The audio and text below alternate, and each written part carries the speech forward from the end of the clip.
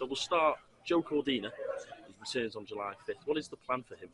Getting into a position to fight for the world lightweight title. I mean, I think I'm so happy to see Joe back. For me, one of the best pound-for-pound British fighters out there. And, you know, I think he was very unlucky coming off the the Kakachi defeat. I believe he was punched after the break, but that's another story. But he got the Shakur Stevenson fight, and obviously that fell through, and he wasn't able to land that big fight. And I had a good conversation with Joe where I kind of said, look, Joe, you need to get back in a 10-round championship fight while we're waiting for that big fight. And that's what he's doing July 5th. He's got a Mexican opponent. It's going to be a tough fight, but looking for him to look good. And then the lightweight division's really opening up. Andy Cruz is going to fight Murataya for the IBF World Championship. WBO's vacant. Looks like Mason against Noakes. Shakur's obviously the WBC champ and the king, really. You've got Javante in there as well. So, you know, an opportunity for Joe, I think, to get himself in a mandatory position, particularly with the IBF or the WBO. Yeah, that was going to be my next question. Shakur Stevenson, that fight was obviously made and then it wasn't. Is that kind of over now, do you think, for Joe? I think for now, you know, I think that was a great opportunity for Joe, and he really liked that fight. But once that fell through, you know, it was really time to get back in the ring, and looking forward to seeing him back in Manchester. So do you think in the end it'll be Andy Cruz and Joe Cordina for that IBF title? Maybe, but the WBO as well. This fight's for the one of the regional belts for the WBO, so it'll get him ranked. And, you know, I'd love to see Joe fight the winner of Mason against Noakes. Yeah. And BOXXER, it's been reported that their deal with Sky is coming to an end. What's your opinion on that whole situation?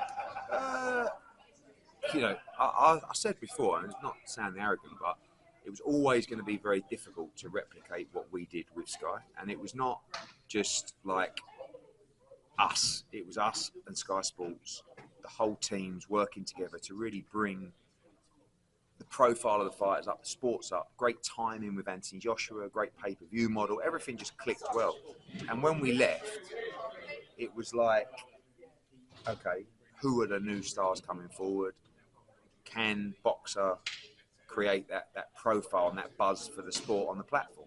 I don't think they've done a bad job, but it was never easy to do. And I don't know the exact position. I'm only responding to the news like you are. So I wouldn't be surprised if they did a couple of shows on there.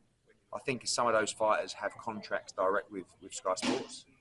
So we'll have to see. Do you think they maybe started too well? I know they went with, was it Calm Brook was one of their first shows. I don't believe in starting too well. I mean, like, you know, what, do you want to start badly? The precedent they couldn't keep, maybe. No, you've got to make big fights when you can. I mean, they did have a good start. Yeah. You know, they made Khan against Brook, which was a fight that we tried to make for years. But the standard of shows changed, and so did the liquidity, the number of shows. You know, it went from, like, I don't know, 10 or 12 to 4 or something like that, and 5.